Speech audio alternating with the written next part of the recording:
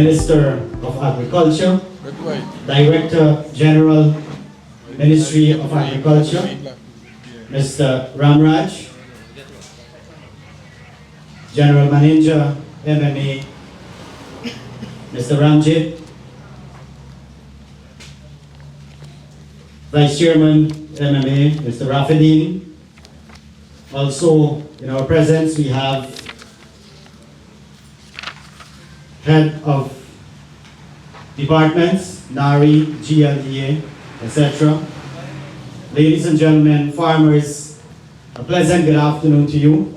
And let me welcome you to this important meeting with our Minister of Agriculture. And today's meeting is one out of many that we would have had in Region 5, in the Mahaicony area, and other parts of this region. And we all know from the engagements with the Honorable Minister, we always experience changes, development, and so forth. And this afternoon, it will be no different. I will now invite the Director General of the Ministry of Agriculture, Mr. Ramraj, to make brief remarks, after which we will hear from you, the farmers, and then Minister Mustapha will address you. Kindly put your hands together as I welcome Mr. Ramraj to the microphone. Thank you very much, Regional Chair, Honorable Minister, Heads of Department, Ministry of Agriculture, farmers, residents, a pleasant good afternoon. We are happy to be here this afternoon to listen to some of the issues and difficulties, challenges you may have in agriculture.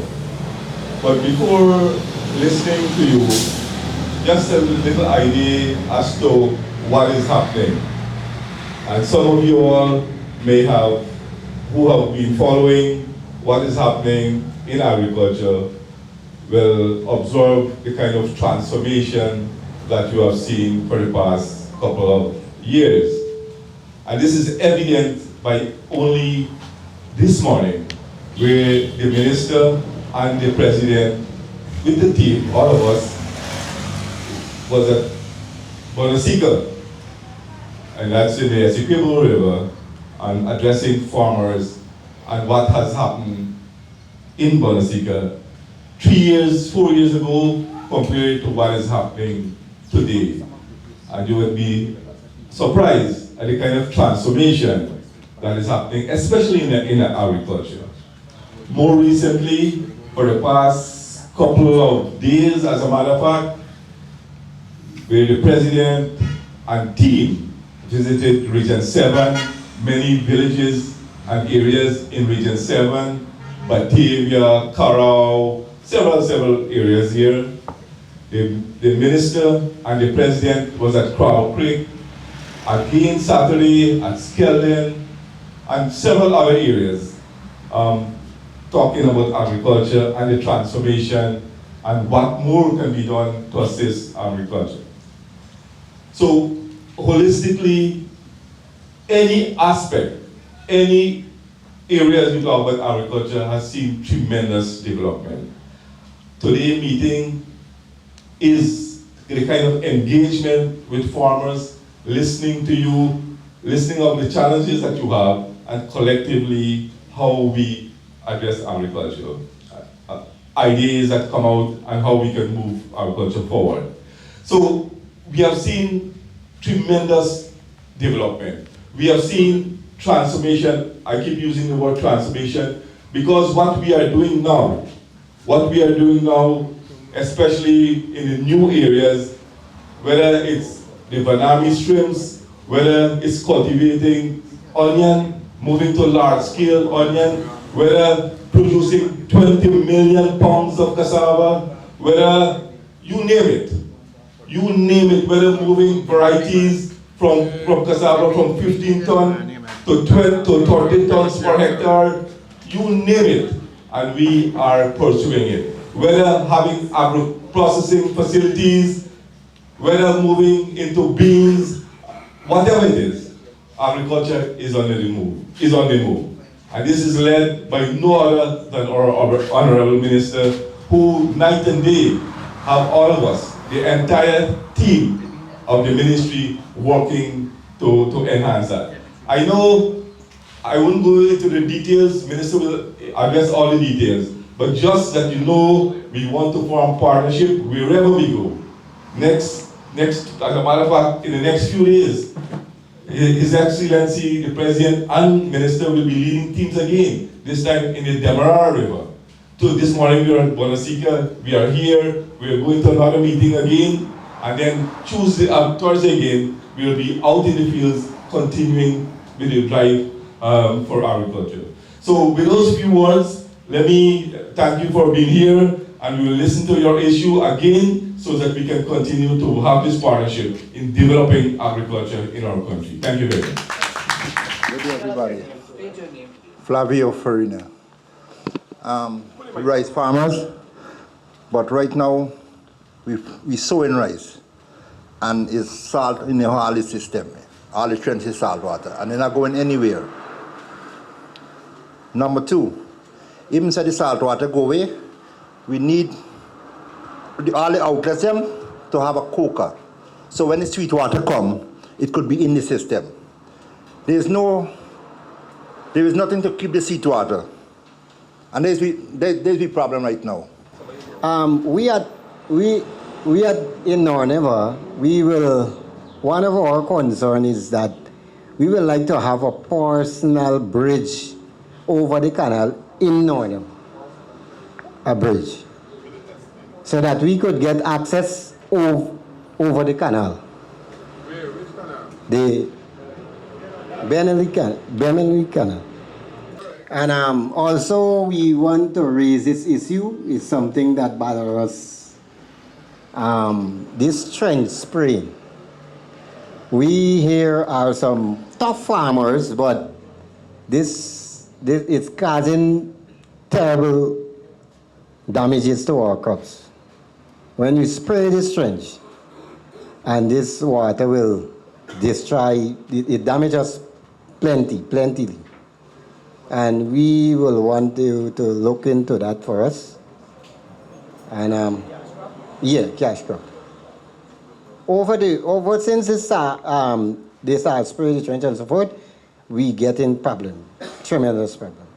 So we wish if you could get a better solution or come up with something else can help us, I'm speaking on the behalf of the rice farmers. I know it's been tough, 3 crops, really tough, it's hard. Any assistance will be given to rice farmers, anything on development, any strategy, any plan, or just we got to stay on track by ourselves. I mean, people are not saying nothing, but they're speaking on the road. Everybody needs some kind of assistance, maybe fertilizer, some paddy, even grant, loan, low % interest.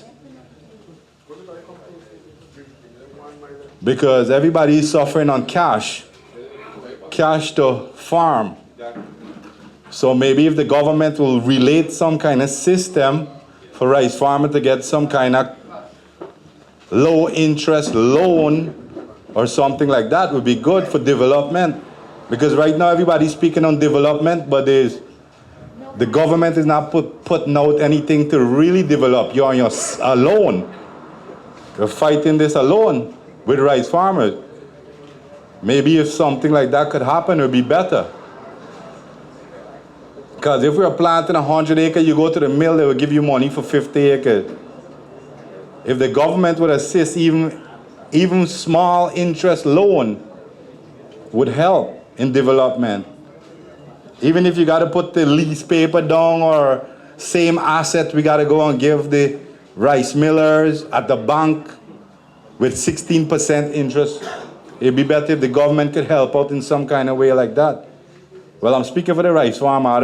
I don't know about the cash crop people. My name is Rashley Taylor from Mahaicony Branch Road. I am a rice farmer plus a cattle farmer. Well, I have 2 concerns I want to raise. One, for this crop, that gone, right? They from Campbell to Port, we didn't get to plant, right? So now we trying to resume planting this crop, right? But one of the problem that we have within the Ranjam Canal, right? There are still salt water still mixed within the sweet water, right? So I don't know if the authority can able to put some pump at the back of Ranch Dam and able to pump some water from Port Bayabu into Ranch Dam. So why is it open the sluice, the water could be able to flush out, and then we can able to start to plant? Because right now we are in the rice season, and rice is all about timing, right? So we are ready right now to plant, but just because the water still salt in the Ranch Dam Canal, we can able to start pump water to plant, right? The next problem is the cattle, right? I'm a member of the East and West Mahaicony Cattle Farmer Association, right? We have been having problem for mining cattle for years, and then a couple years ago, the government actually located an area for us to mine cattle, right? Mine cattle, and we have been asking all the department for assistance in terms of impolling drainage, because any rainy season, right, the cattle normally sleep in. Yeah, any rainy season, the cattle normally sleep in water, deep water. They drop in water, most of the calf die while dropping in the rainy season, right? And we even asked the previous government, but this government have summoned us to a meeting, which is Waljan, as last year, August.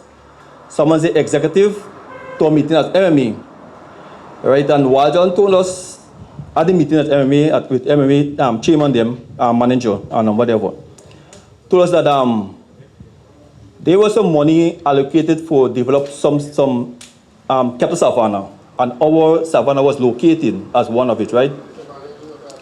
Yeah, David Savanna. Yeah, David Savanna. Yeah, he told us that savanna was located to develop, right?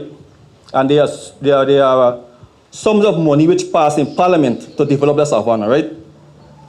So he told us that the work will be start the second week in September, right? September passed last year, the working start. They tell us we're waiting for the dry to start, right? The dry come and the working start, right? January, when Honorable Minister visited the green mill at Mahaicony Branch Road, right? There was farmers mentioning for sweet water to come in the system, right? And then there a farmer was asked, why not desilk the Government Canal? And the minister turned to us what I said, immediately the work will be done. But the money was already passed for develop desilk the canal and to develop the entire savanna, right? The entire while work was going on, right? So we was told by the engineer, right, when they finish D&I work, they will start our work in our savanna, right? When the work was finished, we asked the engineer what happened. He said, well, they have to take the canal to take the IMAC to the back canal, and then they will come back. When they come back, which is the back canal, the IMAC drive away. One of our members asked the vice chairman. Yeah. No. Honorable Minister, what work was done at the savanna is that the desilk of the Government Canal, right, which a farmer asks you at the meeting at the green mill to desilk it so water could come into the 19 Reserve Canal to serve Fenton and other farmer at the area, right? Which immediately you ask us what, let the work start immediately. So that the only work I done to the savanna. But no other work, Minister. Minister, if a lion. No, Minister. No, Minister. If I'm lying, Minister, you can send a team and we can able to. No, just listen, right? But when we asked, when one of members asked the vice chairman what happened, right? He said all the money finished and no work have been done, right? Everyone on the table. My name is Stephen Ramsamy. I am a cash crop farmer from Fairfield. I do cash crop at Dumal. For some time, I haven't gone on the cash crop field, but now, quite a while, I started with preparation. I think the ministry have give the farmers, cash crop farmers between this community, some assistance. But what they do, they choose some names and they hand out some tillers and some pumps. But you have a vast majority of farmers still left to have that desire fulfilled. I myself is very anxious waiting for one of these tiller. I'm one of the most senior cash crop farmers within this community. I think a lot of young farmers will greatly benefit from my experience when I do go back on the cash crop farm. I had do the ground preparation already, but we need to finish it. The rain comes down, the tractor can going back at the farm. Honorable Minister, good afternoon. I want to speak about development in this community because we are farming from sea to back. So we are facing problems like dam, water, and as the guy said about the trench, yes. This young man here is making it nice. I stop him from spraying by me because it don't break in every time you spray. We have a lot of farming in our community, and if it's not a problem, we could take care of the trench, whether you have to clean it by excavator, weed it, however. So we want the assistance in our streets to go down to the back, because at presently, I'm doing a chicken investment, and it's costing me way over $12 million to build those pens alone. And we need bridge. So bridge, water, and street. That is what we're looking for. Over the canal, the young man that just spoke there, he would have going into some fish and shrimps. We have to have access to our land to the back. The only how we could have access is when we have good drainage, that we can keep the dams properly, that we can go down there. So far, that is it for now. My name is Carlos Morrison, and what I would like, Minister, is not, no, I know that I said not repeat one statement if one person give a comment over the complaint. But what I would like, if you can please, the rainy weather, the dry, the other day in Davis Canal, yes, it was okay, but the rainy season is coming, and I have in over 60 head of cattle over in Davis, Minister. If you can please, if you have to call NDA or MMA, and if they can carry back the excavator inside there, and just please, just bring some IDAM, build some IDAM, because Dr. Walton has promised us, is not now, since in the previous governments, they was promising us that to build IDAM and to build ramp for our cows. And when the waters come, it actually needs about 5 to 6 feet, and the rain is coming. Honorable Minister, just speak about development of agriculture. I am very much obliged if you can just go back in your office tomorrow, and if you can call MMA or NDA, and if they can please look into it. Minister, I will very much oblige if you can do that for us in Mahaicony. Thank you very much. Thanks very much. Good afternoon, comrades. So I came with the intention of listening to some of the issues rather than I speak before, and I don't know what are the issues. So I have a fairly good knowledge now. What are some of the issues that we should deal with? And rest assured that before we leave or before this meeting concludes, we will try to bring some resolutions to all those issues or most of the issues that were raised. But before that, I just want to say what we are doing in the agriculture sector. You heard Comrade Ramraj would have mentioned some aspect of the work that we are doing. Now I want to tell you that agriculture for us in this government is one of the most important sectors, if not the most important sector. Because agriculture is responsible for food security. And if we neglect agriculture, then we will neglect production of food and we will neglect food security. Not so long ago, we saw what happened around the world. We saw the pandemic, the toll the pandemic took on the world population in terms of food and food distribution. We saw many countries around the world that had large sums of money that they were unable to procure food for their population because there was just a scarcity of food. And many countries was caught off guard because they never expect they feel that because of the funds they have and the financial resources they had, that they could always get food for their population. But during that pandemic period, we saw production decline. Countries was producing food for their own population.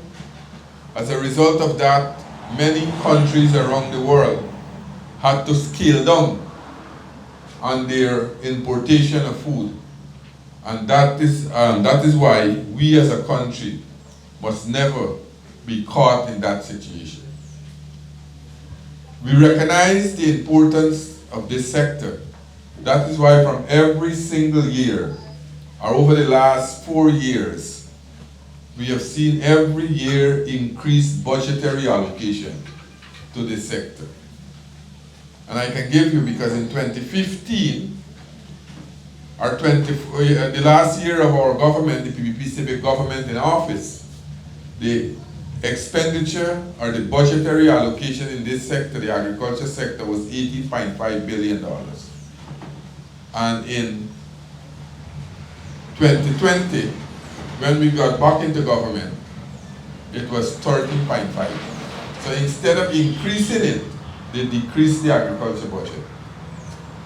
And I want to tell you, in 4 years' time, we have seen that money, that budget increase substantially.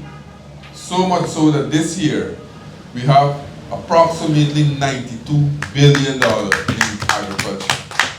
And what this tells us? This tells us that we have to do the necessary, or create the necessary infrastructure for you, the farmers, to plant and use.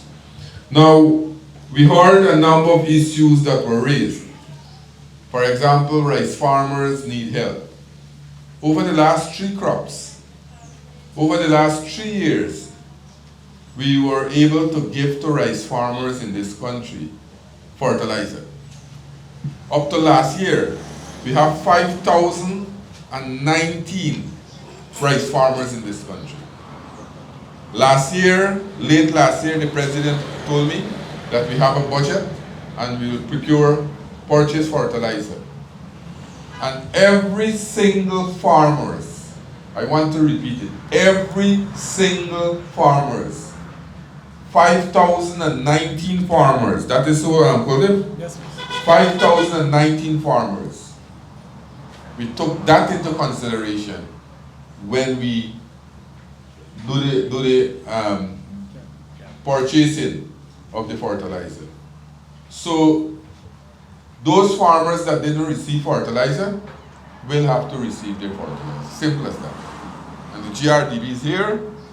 I want you at the end of this meeting, if the comrade who raised the issue, who was talking, to hear speak for the rice farmers, then yes, we are giving fertilizer. We as a government are not saying that this is a private business. You understand? We are working with the farmers. In 2021, we suffered one of the most devastating floods in the history of this country. The 2005 flood was nothing compared to 2021 flood. You all might have all of us might have felt the impact of the 2005 flood because the capital city was flooded out. This time around, it was not flooded out, but the entire country, all 10 regions in this country, were flooded out. Almost 90% of the agriculture sector was destroyed. And we just got into government less than a year. We got into government August of 2020, and in May of 2021, we had this flood across this country.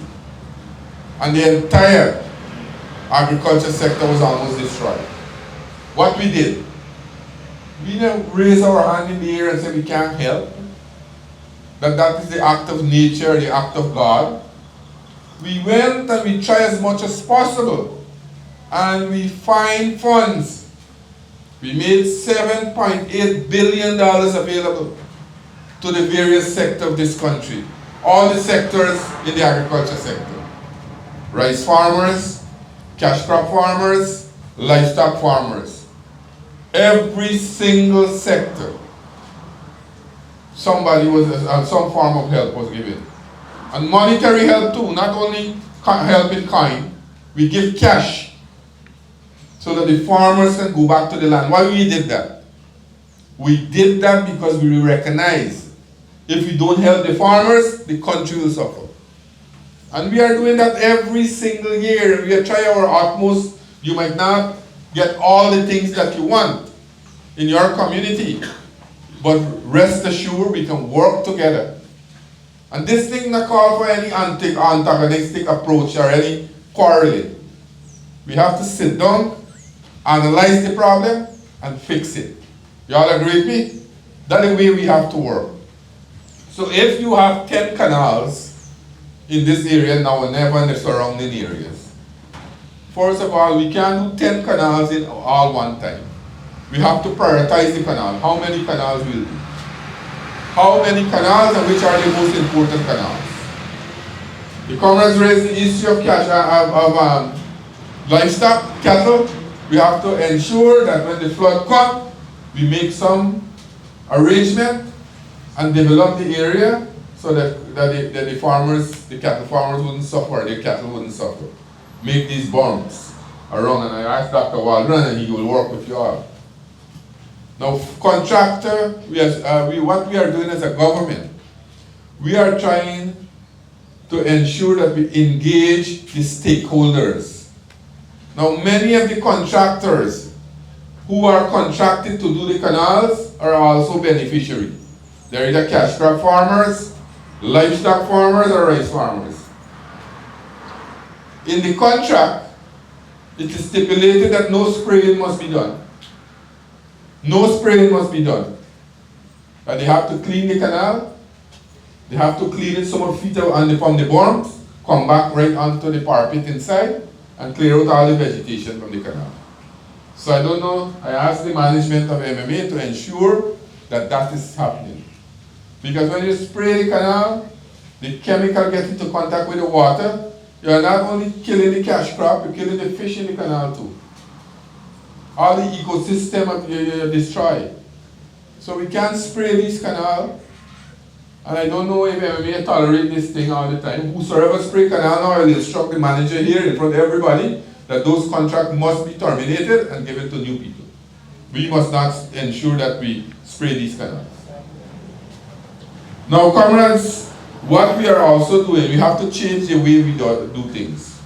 Some of us want to do things how our grandparents and our foreparents, when they came to this country, they see the way how they used to do it. Things are changing.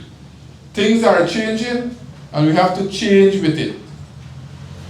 So what you would have done 10 years ago, you can't do it back the same time. We will work with you. We will work with you. That is why now, when I became Minister of Agriculture, the yield in the rice industry was just about between 4.5 to 4.9 tons per hectare. I saw a report last crop, it's almost 6.5 tons. We are trying as much as possible now to get high yielding variety, to develop high yielding variety. So where you used to get 25 to 28 and 30 bags per acre, we want that to increase to 40 and 45 bags. We brought into the country some high yielding variety also from Brazil. We are working with the farmers to ensure that we make those varieties available. Also, we have developed a new variety called the biofortified rice, where now we are growing the zinc, the supplement in that rice. That is a high yielding variety, and those varieties are attracting preferential prices in various markets in the Caribbean. So all these opportunities are there. We just have to ensure that we take these opportunities that I'm talking about. Now, over the last few years, especially the last 4 years, we have seen tremendous help to the agriculture sector. We have seen the entire agriculture sector, we have seen changes taking place. And we don't want to have changes where only your crop, your increased production. We want you as farmers also, and we are working very, very closely with a number of groups across the country, and we can work with Group here to come and talk about partnership, where we are now building systems where you can have facilities where you can add value to your produce. We have to stop the mentality of producing primary products. When you add value to your produce, you get more money. It's going to become more value added. And what is happening now in the Caribbean, where the entire CARICOM, they are looking forward to Guyana for that leadership. They are looking forward to Guyana for that food production. Guyana now is becoming a hub of food production. We are building a food hub on the Linden-Suzdijk Highway at Yarrow Cabra. That food hub will not only supply Guyana but across the Caribbean, where a ferry service will start from Guyana, Trinidad and Barbados at the first phase, eventually all the 15 CARICOM countries. So what we are doing, because whatever we do in Guyana, it will impact on CARICOM's ability to reduce the food import bill by 25% next year. Because y'all would have known by now that all the CARICOM heads would have reached 2 years ago in Belize and decided that by 2025 we have to reduce the food import bill of CARICOM by 25%. And the food import bill of CARICOM for 1 year is between 6 to 8 billion US dollars. And if CARICOM has to be successful, then Guyana has to be successful. That is why now our president, he is leading the charge. When I became Minister of Agriculture, Guyana had lost its place in CARICOM. Our place was taken up by St. Vincent and the Grenadines. Today the entire CARICOM now are looking to Guyana for that leadership, where we are changing the landscape in agriculture, where we are making agriculture more modern.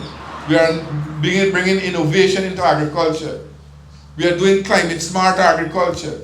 We are bringing young people into agriculture, because young people see agriculture as a different activity, an activity for old people. They see agriculture as an activity for people who never went to school. We have to change that perception, and we are changing it. We are changing it rapidly across our country.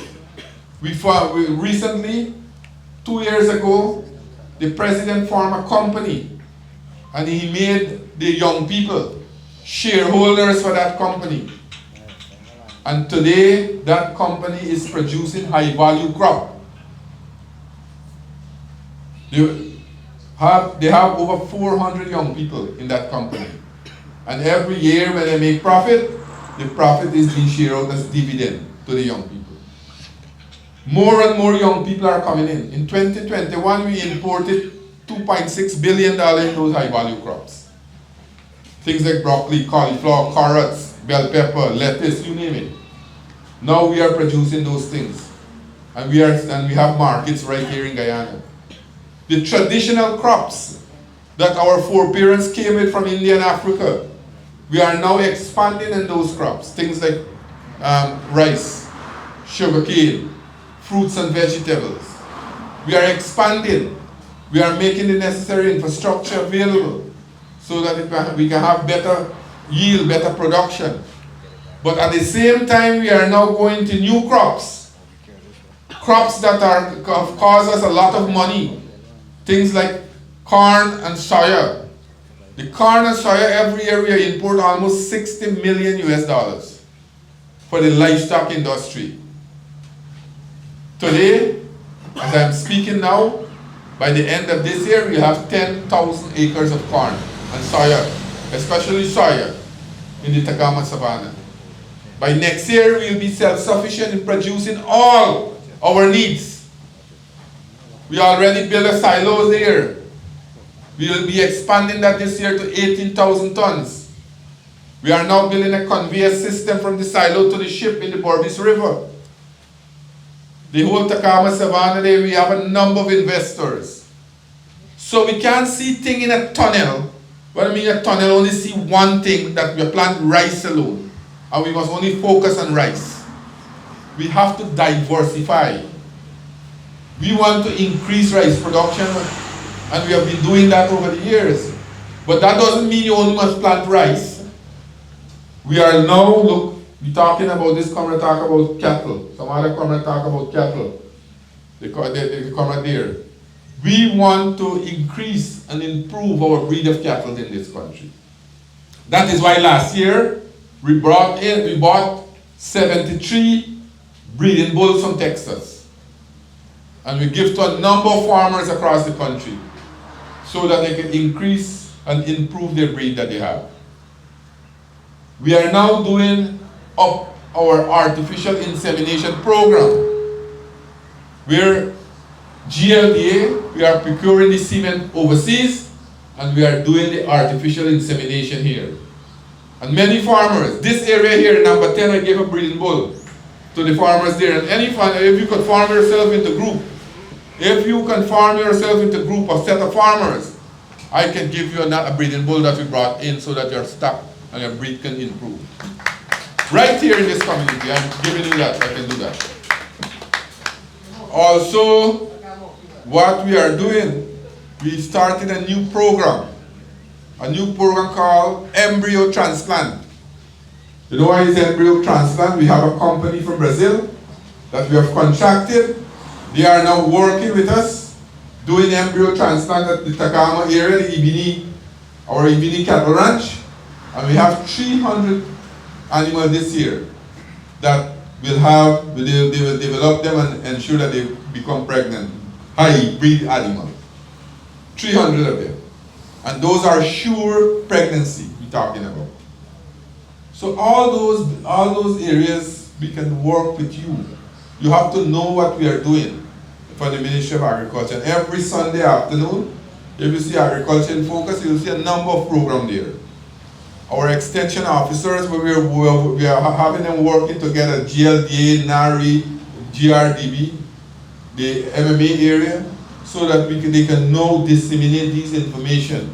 Only this morning at Bonasika, the comrade talked about, the president instructed that all our teaching manuals and all our teaching must be online so that farmers in this country can go online and get all the information that they want. We are in the process of building now with ICA. We are now building a data center where you'll have data on a 24-hour basis, where you can log on to the Ministry of Agriculture website and get any data that you want that can help you to plant and improve your production. We are now building the Guyana School of Agriculture into a center of excellence, where now we will bring people and ensure that we train not only people who in a classroom training, but we want to bring the ordinary farmers so that we can train them and learn them best practices. These are the things we are working on. So comrades, in the agriculture sector, there are a lot of things that we are doing. There are a lot of things that we are doing. You must take advantage of it. But coming back to the issues that you raised, yes, we'll work along with you. You talk about the bridge, Lionel just came in, I saw Lionel. So the comrade talk about the bridge at Bellany Canal. We doing that bridge? Or we will work and see how we can deal with it. Yeah. The Bellany Canal, we'll work with that bridge. The comrades them, the Davis Savannah. Some work started already. That's why I asked the comrade when he was speaking. They told me that the canal, the same canal you mentioned, was desilted. Right? And what we are doing in this area, the cottage area go back, I forget to mention it. We are now, and I mentioned it earlier, that in the 2021 flood, the Georgetown and the part of East Coast was not flooded because of the Hope Canal that we have. Because that is a high level canal, and all the excessive water runs directly straight onto the Atlantic. So this year we are building another in 3 regions. Regions 3, 5, and 6.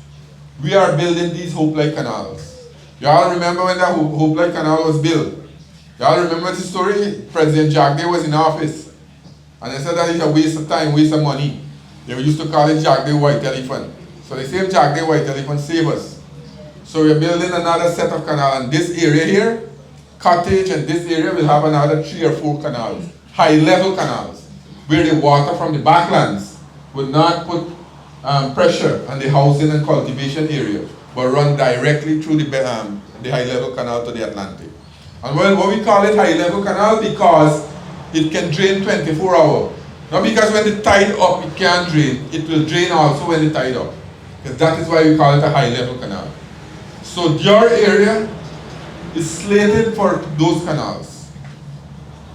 Danzig, we know Danzig had an issue when we were in opposition. And only 2 days ago, 3 days ago in Parliament, I spoke about it when we had the Friday gun, right? That's Comrade Friday gun. When we had the debate on the sea defense bill, I talked about Danzig and how the authority at that time was missing in action. And I know when we were coming from Borbis, the opposition leader and myself was coming from Borbis, and the farmers called us. And although we were in opposition, we give the kind of leadership. And today, we are expending more money. We are doing a lot of grinds there. We are building timber breakwater system. This year again, we are putting that. And I'm hoping by the latter part of this year that farmers will go back to the 1,000 acre that was not planted since that incident took place. So we are working, and we are working assiduously to get it done. So some of the farmers who suffer losses will deal with it in an individual basis to try as much as possible to help the farmers. The comrade raised the issue about land tiller, pumps, and small tools. Well, we'll work. And you can't give every farmer a land tiller. So if you farm yourself into group, if you got a group, I can give you a set of tools. I can give you a land tiller, I can give you a motor blower, I can give you a pump, I can give you some small tools. So the group get the use of it. You see, when you give everybody one, you can't get to give everybody. And then one body get monopoly over it, then nobody else not get it to use. So comrade, you as a farmer and DC chairman, if you can farm a good farmers group here, I promise you I'll give you a set of tools, including the tiller, including the blower, including the pumps. Right? And your group will use it. So get yourself and farm yourself into a group. Right? And all the other issues that you all raised, comrade, the coca that needed, I know for a fact that the Vice President and I had a meeting and he had given instruction. The check sluice system at the back here, we are doing it? No, so a number of canals they had check sluice. So we'll work on it to deal with it. This comrade had said 3 things. He said dams, canal, and the water issue. We are looking at it and we'll deal with it. So what I will do, I will ask our technical people to come back here sometime, shortly, but not here, not at the bottom house, at the back.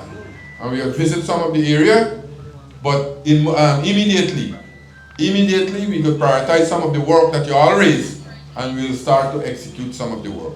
We'll do some work in the cattle pasture, and we'll clear some canal, and then we'll review some of the contracts that we are giving who are spraying the trenches. Right, comrades? Those cash crop farmers who need planting material, we'll try as much as possible to get planting material to y'all. And there are some rice farmers who need some help, we'll try to give some help. But we have been giving help all the time. This government is friendly to the farmers of this country.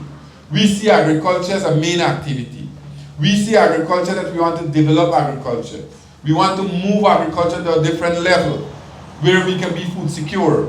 We are now producing 60% of the food that we are consuming. The president said, no, we must produce more. We must produce all the food. That is why when we're talking about corn and soya, when we're talking about the trial for wheat, all those things we are doing. We are now looking at doing tropical wheat in Guyana. Very shortly we will start the cultivation of hemp. We are now setting up the regulatory authority. And we know hemp is the raw material for a number of products. And 2 regions, Region 6 and Region 10, we'll start the cultivation of hemp there. We are trying as much as possible to go into different activities. Time doesn't permit me, but for example, this area is a good area to do aquaculture. Aquaculture now is becoming an industry in our country. We have started the prawns production right at Anbawak in Region 5. If you go to Region 5 there, you'll see a number of ponds there that we will produce in prawns with.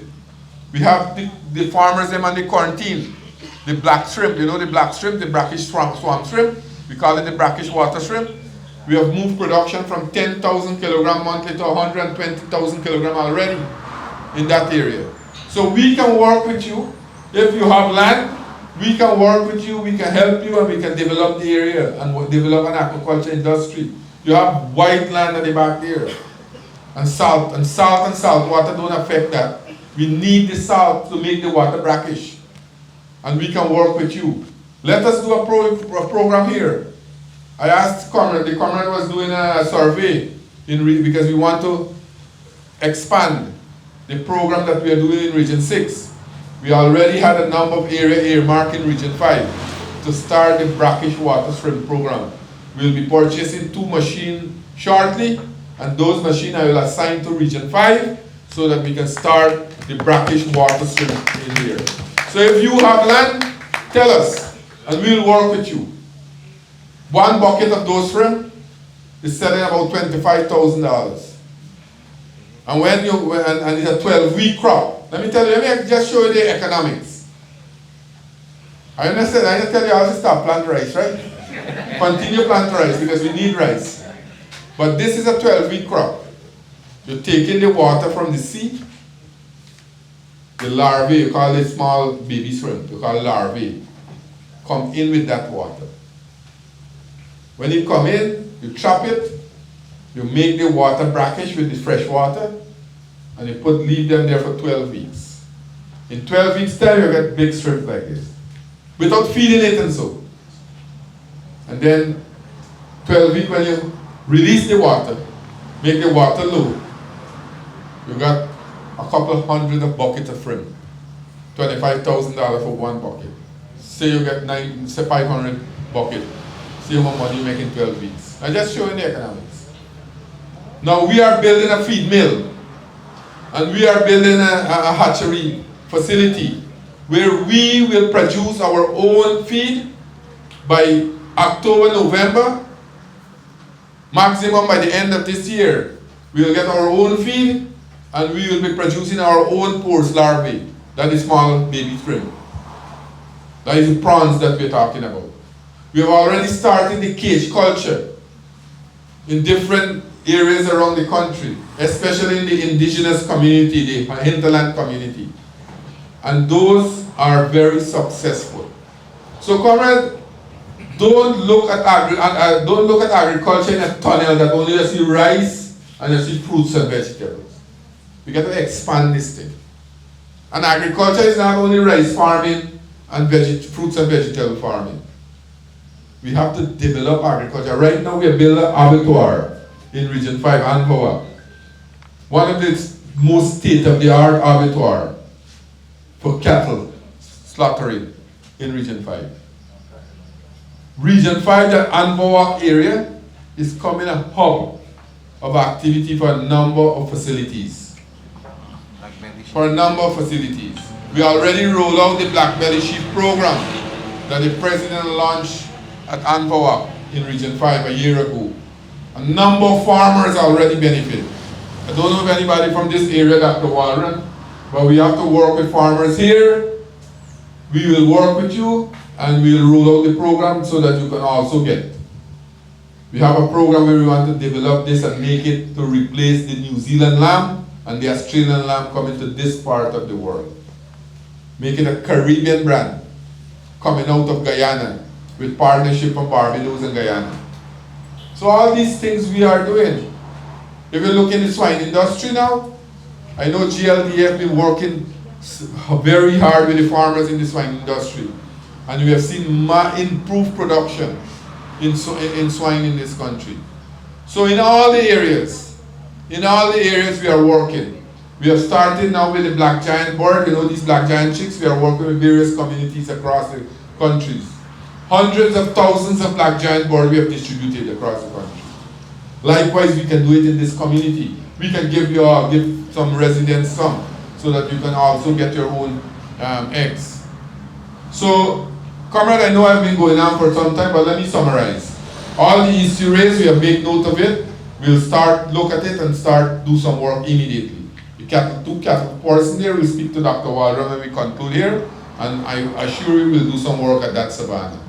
The comrade who raised the rice issue, Fertilizer, yes, we'll be giving fertilizer, and all the rice farmers are entitled for some fertilizer, right?